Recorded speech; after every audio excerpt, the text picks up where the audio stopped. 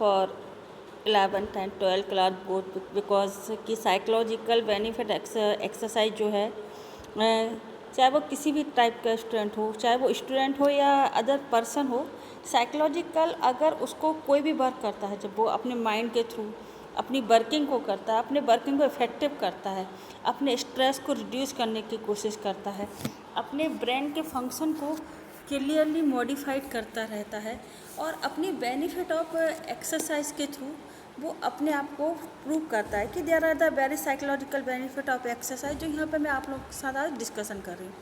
First discussion, improving mood. हम सभी लोग जानते हैं कि कभी कभी ऐसी कंडीशन होती है कि हम अपनी आप को बहुत इफ़ेक्टिवली प्रेजेंट नहीं कर पाते, तो फिजिकल एक्टिविटी के थ्रू क्या हम क्या कर सकते हैं, हम रिलैक्स अपने आप को रिलैक्स कर सकते हैं।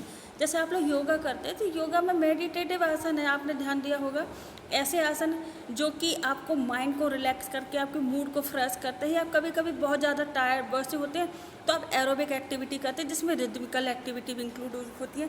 तो जो आपकी फीलिंग्स हैं उसे हैप्पीनेस में कन्वर्ट करना, आपके अपनी डेली रूटीन वर्क को इफ़ेक्टिव बनाना, ये सब कहीं ना कहीं आपके by physical psychological and physical benefit of exercise के थ्रू भी हो सकता है। हम जो लोग लगातार जो साइकोलॉजिकल डिस्कशन कर रहे हैं कि अगर हम अपने मूड को 30 to 45 मिनट्स अगर किसी भी वर्कआउट को करते हैं तो हमारा जो मूड है वो कहीं ना कहीं बहुत इम्प्रूव होता है। और डॉक्टर भी रिकमेंड करते हैं अपने पेशेंट को कि क्लिनिकली डिप्रेशन से अगर आप बाहर आना चाहते हैं तो कहीं ना कहीं पॉजिटिवली और हेल्दी एक्टिविटी को करें, जिससे कि आपका जो साइकोलॉजिकल स्ट्रेस है वो कहीं ना कहीं रिड्यूस हो जाएगा और आप एक मेडिटेटिव या मेडिसिन कंडीशन से बाहर आके एक बेटर फिजिकल एक्टिविटी को करने के बाद आपका जो सिम्टम्स है वो बहुत ही इफ़ेक्टिवली अपने आप को रिप्रेजेंट करते हैं। तो दूसरी चीज़ ये वाली बात कहलाती है, हमारा फर्स्ट इम्प्रूव मूड कर लिया हमने, सेकंड है रिड्यूसिंग स्ट्रेस। सब जानते हैं कि इस ड्यूरेशन में जब आज की लाइफ को हम लोग जी रहे हैं तो कहीं ना कहीं बहुत ज़्यादा कि बार बार अपने आप को हेल्दी, क्लीननेस और इन सब चीज़ों से बहुत ज़्यादा ध्यान देना पड़ रहा है। हमें अपने जो पेरेंट्स होते हैं उनकी चीज़ों को भी बहुत ज़्यादा माइंड करना होता है। हर चीज़ को लेकर जो एक स्ट्रेस है, चाहे वो हमारा एग्ज़ाम का स्ट्रेस हो, तो हमारी स्टडी का स्ट्रेस हो, या हमारे वर्किंग का स्ट्रेस हो, या ऑफिस का स्ट्रेस हो, कहीं ना कहीं स्ट्रेस जो होता है वो हमें बहुत ही ज़्यादा पेन करता है। तो इसी स्ट्रेस से बाहर आने के लिए एक increase procedure of the neurotransmitters and the chemicals that can control the brain response to stress. सब लोग जानते हैं कि एक्सरसाइज जो होती है, अगर हम डेली किसी भी एक्सरसाइज को करते हैं तो हमारा जो स्ट्रेस है वो कहीं ना कहीं रिड्यूस होता है, और जो ओवरबर्डन है और जो नेगेटिविटी लगातार हमारे माइंड में आ रही है उसको भी हम लोग कहीं ना कहीं रिड्यूस कर सकते हैं। हम लोग जानते हैं कि अगर हम रिलैक्सिव एक्टिविटी करें या रिलैक्स ऐसे आसन करें या ऐसे वर्क को करें जिसके थ्रू हमारी वर्किंग बहुत इफ़ेक्टिवली हो सकती है, तो कहीं ना कहीं इस चीज़ के लिए ज़रूरी है कि हम अपने आप को साइकोलॉजिकल ऐसी कंडीशन के साथ रखें जिसमें कि हम स्ट्रेस फ्री हो सकें और हमारी वर्किंग इफ़ेक्टिवली हो सके, और डेली एक्सरसाइज एक बेटर ऑप्शन है आपके पास। तो सेकंड चीज़ आती है आपके पास कि जब हम अपने मूड को फ्रेश कर लेते हैं, स्ट्रेस को रिमूव कर लेते हैं, तो कहीं ना कहीं आपके उसमें इम्प्रूवमेंट ब्रेन फंक्शन।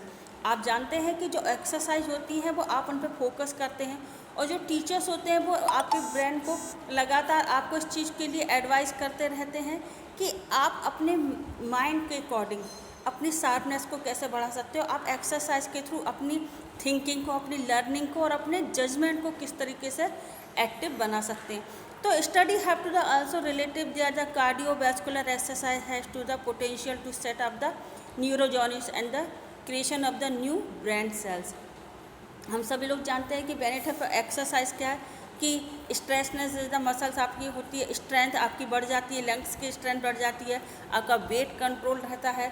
आपकी नेक्स्ट चीज़ आपके पास आती है कि आपके पास स्ट्रॉन्ग इम्यूनी सिस्टम बन जाता है। जो लगातार हम लोग इस ड्यूरेशन में जो कोविड-19 कंडीशन है इसमें लगातार इम्यूनी सिस्टम की बात करें कि हम अपने अंदर की किस तरीके से उन चीज़ों को इम्प्रूव करें जिससे कि आउटर चीज़ें हमें ज़्यादा इफेक्टिव नहीं कर पाए। Reduce risk and the heart disease, हम लोग सब जब भी जानते हैं कि हम जब रनिंग करते हैं तो हमारी पूरी बॉडी, हमारा ब्लड का सर्कुलेशन, हमारी रेस्पिरेटरी सिस्टम और हमारी किडनी जो फिल्ट्रेशन वर्क कर रही है वो कहीं ना कहीं बहुत इफ़ेक्टिवली वर्क करती है। तो ये सारी चीज़ें जब इफ़ेक्टिवली वर्क करेंगी तो risk of the heart disease या लंग से रिलेटेड इन्फेक्शन या इस तरह की चीज़ों को हम लोग कहीं ना कहीं बहुत हद तक अवॉइड कर सकते हैं। Improve the blood pressure. आप सभी जानते हैं कि आज की कंडीशन में जब वर्किंग एक स्ट्रेसफुल कंडीशन के साथ होती है, हम जब मॉर्निंग में, जैसे हम लोग टीचर हैं, हम लोग स्कूल आते हैं तो हमें अपने फैमिली का भी देखना है, अपने स्कूल का भी देखना है, आप लोगों को भी इंक्लूड करना है अपने वर्किंग के साथ, आपकी लेसन को भी इफ़ेक्टिव बनाना है। तो कहीं ना कहीं हमारा जो ब्लड का प्रेशर है वो हाई अप होता रहता है। तो इस प्रेशर को नॉर्मल रखने के लिए एक्सरसाइज बहुत बेटर ऑप्शन है कि मॉर्निंग में हम विदिन 10 मिनट्स अपने आप को दें, जिससे कि ब्लड का प्रेशर सही बना रह सके। एंड लास्ट है इम्प्रूव योर ब्रेन फंक्शन। हमारी लाइफ में स्ट्रेस है, एंजाइटी है, बहुत ज़्यादा टायर्डनेस है, हम लोग अपने आप को ही बहुत ज़्यादा फटीक वाली कंडीशन में मानते हैं। तो इन सब के थ्रू क्या होता है कि आप बहुत ज़्यादा स्ट्रेसफुल कंडीशन के साथ अपनी लाइफ को जीते हैं।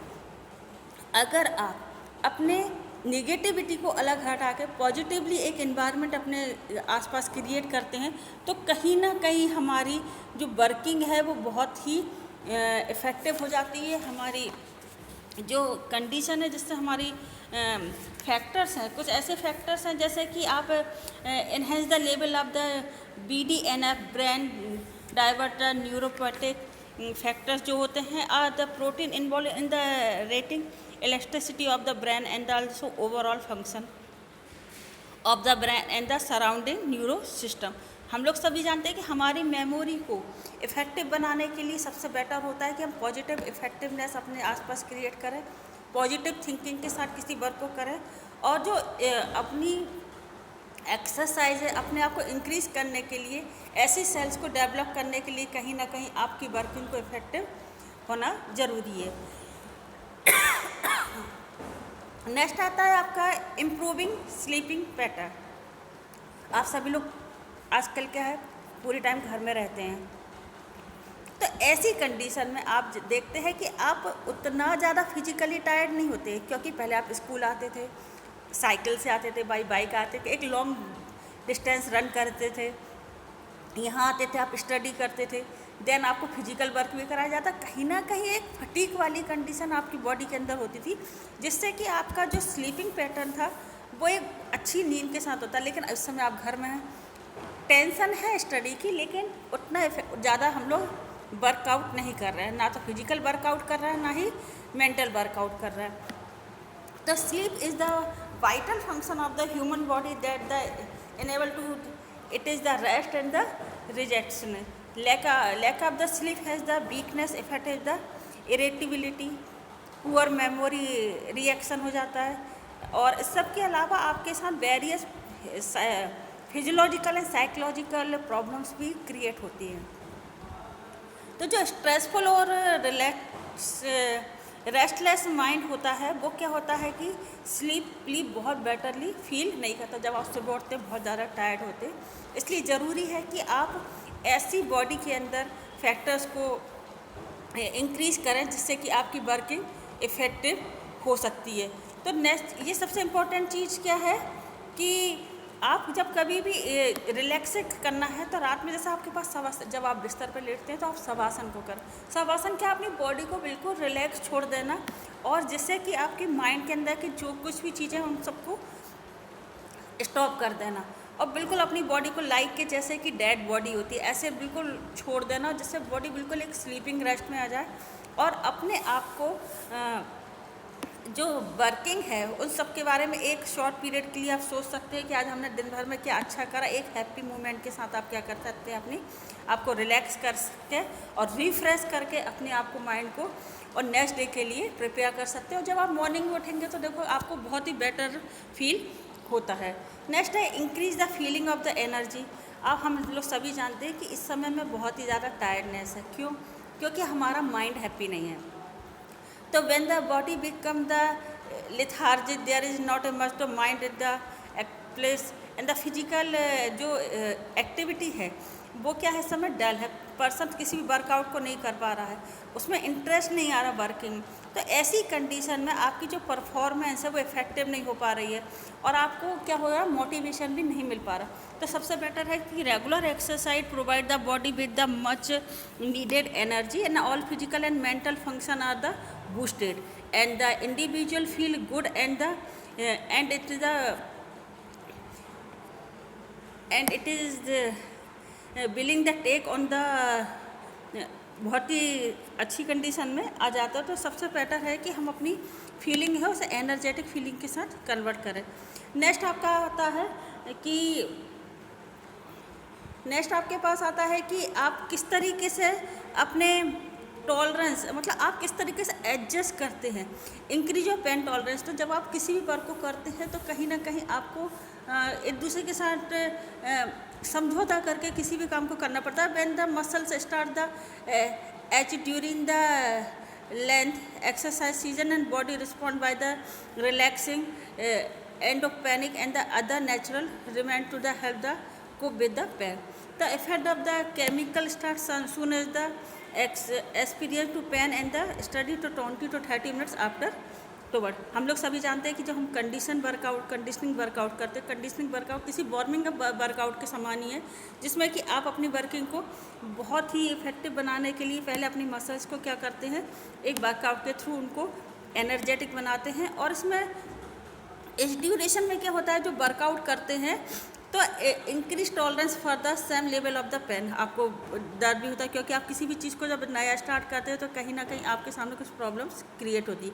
The change in the psychological rhythm than the physiological, the individual able to the endure the pain more the successfully than the physically create people. हम सभी जानते हैं जब हम रनिंग करते हैं तो कहीं ना कहीं हमारे स्टमक में बहुत पेन होने लगता है, तो उस ड्यूरेशन को अगर हम थोड़ी सी देर कंटिन्यू कर लें तो हम उससे क्या हो जाता है, रिड्यूस हो जाता है वो, और उसके बाद हम अपने वर्कआउट को इजीली परफॉर्म करते रह सकते हैं।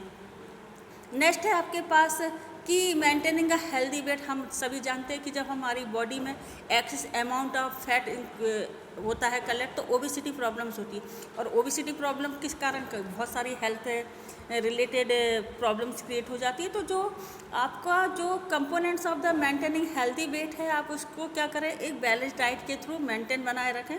और आपकी जो हेल्दी कंडीशन है, जैसे ओबेसिटी है, डायबिटीज़ है, हार्ट रिस्क है या ब्लड प्रेशर है, इन सब को आपको क्या करना है कि इफ़ेक्टिवली किसी भी चीज़ को रिड्यूस करने के लिए आप अगर जो आपकी स्मॉल एक्टिविटी, मतलब मॉर्निंग की जैसे आपकी वॉकिंग है, आपकी स्लो जॉगिंग है, या आपकी सम स्ट्रेचिंग एक्टिविटी है जो आपकी हेल्दी वेट को मेंटेन रख सकती हैं। लास्ट है improve self esteem and body image. हम लोग लगातार डिस्कशन करते हैं कि अगर आप अपनी स्ट्रेंथ और आपकी स्टेमिना को अगर आप सक्सेसफुली कन्वर्ट करते रहते हैं वर्कआउट में, तो आपकी बॉडी एक स्ट्रॉन्ग बॉडी के रूप में यहाँ पर प्रेजेंट होती है। तो जब self esteem and body image क्या है, improve because you are the looking attractive and the positive wave set by the their achievement spill over the waves and set of the achievement spill over the area of the life. हम सभी लोग जानते हैं कि academic अगर हम बहुत अच्छे हैं तो हम स्पोर्ट्स और सोशल लाइफ में भी बहुत अच्छे हो सकते हैं, क्योंकि कहीं ना कहीं अगर हम कोऑर्डिनेटेड या कॉन्फिडेंटली किसी भी वर्क को करते हैं तो हमारी बॉडी उसको रिप्रेजेंट करती है। आपके खड़े होने का स्टाइल, आपके बोलने का स्टाइल, आपकी वर्किंग आपकी कहीं ना कहीं बॉडी इमेज को रिप्रेजेंट करती है।